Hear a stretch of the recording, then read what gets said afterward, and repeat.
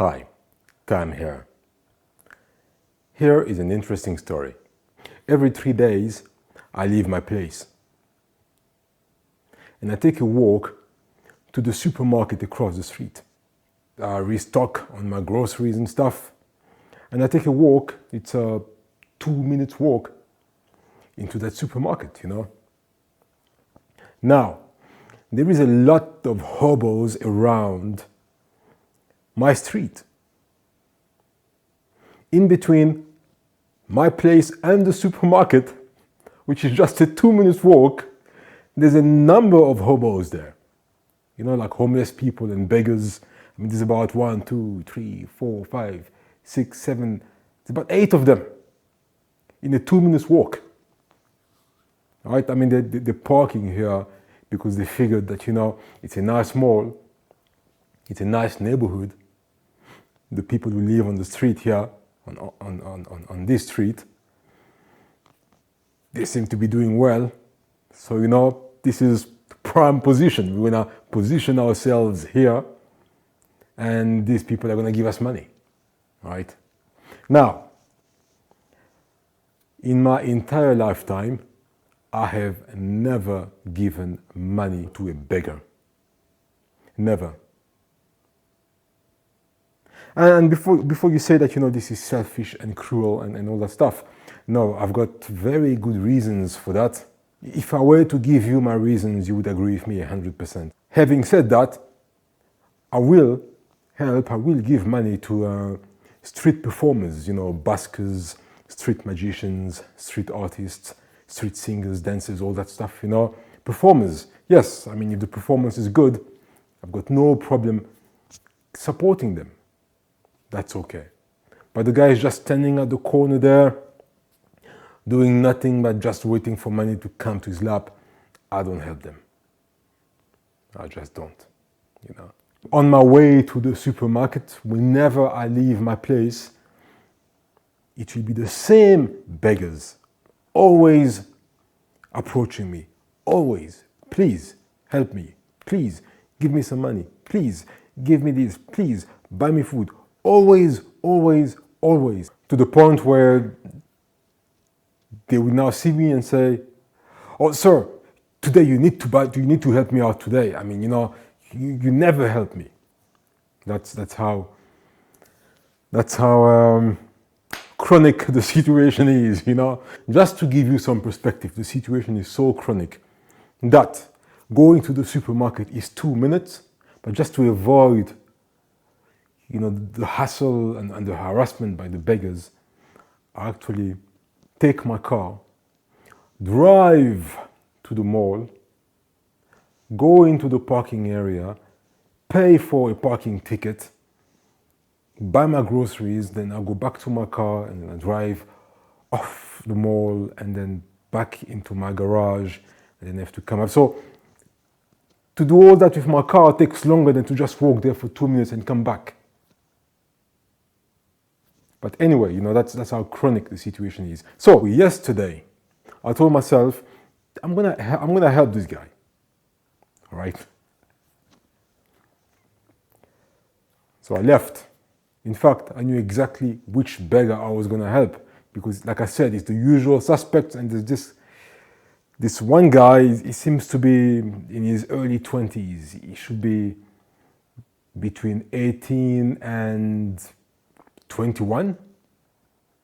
He's got 2 legs, 2 arms. He speaks proper English. He's kind of an odd beggar, actually, because he's active, he's walking around. I mean, he's always approaching me, he's walking with me, he's insisting on me helping him out. He speaks good English.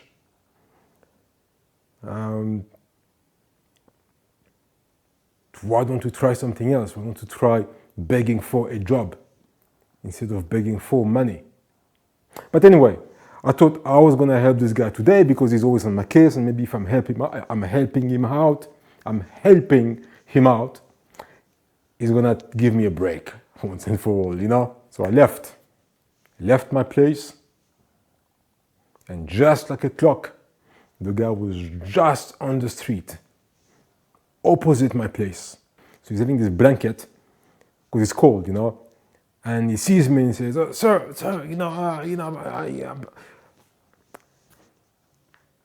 He knew I was gonna ignore him and say no, but I stopped. And I asked him, what do you want?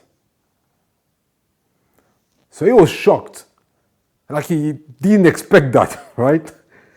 So he didn't know what to say.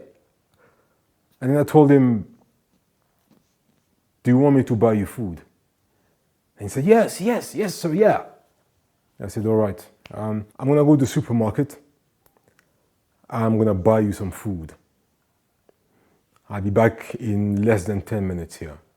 I'm gonna buy you a full loaf of bread and a liter of milk. And then, I left. I was walking to the supermarket. So this guy follows me and he says, yeah, but you know what?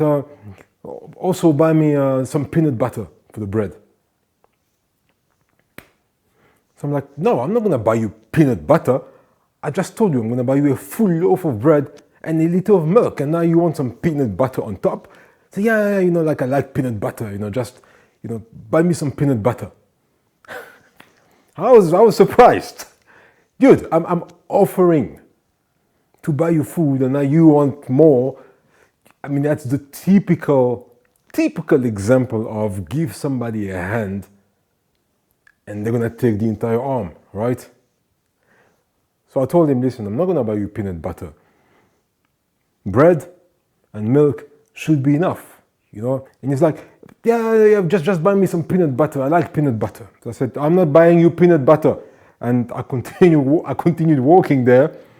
And then he has the audacity to say, in case I'm not here in 10 minutes, let me just introduce you to my friend, and you can give the food to him. So I'm like, what do you mean in case you won't be there in 10 minutes? I'm going there to buy you food. Now you're telling me you might not be there in 10 minutes. Where are you going to be? Do you have an appointment? Are you working somewhere? He says, no, it's just that, I just walk up and down the street, so I might not be here. So if I'm not here, let me just introduce you. So now I'm walking with this guy, with this homeless guy, this and his blanket. We passing by a Starbucks, and there's some guy leaning against a pole, just close to the Starbucks there. And he's now introducing me to this guy, and he gives me the guy's name, and says, yeah, so this is my buddy, so if I'm not around, he'll be there, just give him the food. And I'm like, dude, I'm helping you out. I'm buying you food. You could at least just stay here, wait for me. You're always here, and now you're telling me that you're gonna disappear? Where are you going? So anyway, I left. Went into the supermarket, bought my groceries, and then bought his groceries. So I bought him a full loaf of bread, a liter of milk, and a full jar of peanut butter. Got out of the supermarket. Now I'm walking towards the spot where I saw him. He's not there. But his friend, to whom he introduced me, is there. Still leaning against that pole by the entrance of Starbucks. So I go to him and I say, hey, here's the food, He says, oh, thank you. That's great, thank you. He's looking there, bread, milk, peanut butter. He says, yeah, that's okay. I feel like I'm working for Uber Eats now. I mean, these hobos have sent me to do their errands now, what I mean? So I told myself, never again, ever. I felt this guy lacked appreciation, So anyway, I left. He wasn't there. But I kept thinking about this guy's got some guts. He left, went down the street because he knew that he was going to meet some other people, that because he knows everybody's timing more or less. So he knew that at that time there'll be these other ladies there, and then I'm gonna harass them a bit, and then they're gonna give me a bit of money, you know. So he didn't want to miss out on that as well. So let me get the food from this guy, and then, you know, the money from these people there. And, you know, he's got his own schedule all set up, you know. So anyway, that happened yesterday. So today, I had no business going out of my house to the supermarket again because I was there yesterday. But I went out again, I took a stroll out in the same supermarket to buy something frivolous, you know. Actually, I went there for the purpose of seeing him again. And just like a clock, the guy is there again. Just outside on the streets there. So he sees me, and he has the guts to say, "Hi sir, could you buy me something again today? Maybe it's you know." Because now I bought him the bread and the peanut butter and the milk. So why would I not buy some more today and tomorrow and every day, right? So I look at him and I say, "Hey, you know what? I really want to help you out." And he looks at me and he says, "Yes." I said, "Listen, I want to help you out.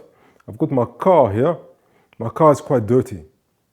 So let me just park my car right here, you know, on the street." Actually, there's a place where people park their cars on the street, right? So I said, "Let me just come with my car, park it here. I'm going to give you a bucket of water, some soap, some detergent, all that stuff. Clean up my car, and I'm going to pay you well." He refused. He refused. I told the guy, "I'm going to pay you well. I've got a bucket of water, soap, a cloth, everything you need. Clean the car. When I come back, I'm going to pay you well." Essentially, I am offering him a job for the day. And if he does a good job, he could be cleaning up my car every 3 days. Not that I need it cleaned every 3 days, but we could have an agreement whereby he's working for me and he's making money. He refused. So the guy said, no, I can't, you know. I said, "Why can't you?"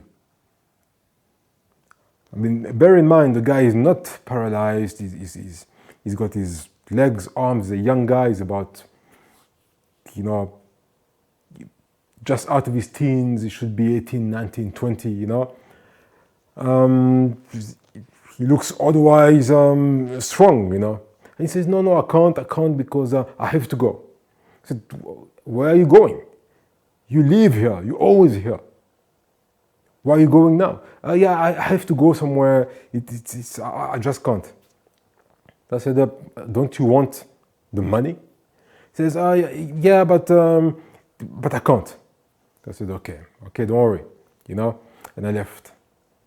The reason why I have never given money to street beggars, one of the reasons is exactly that.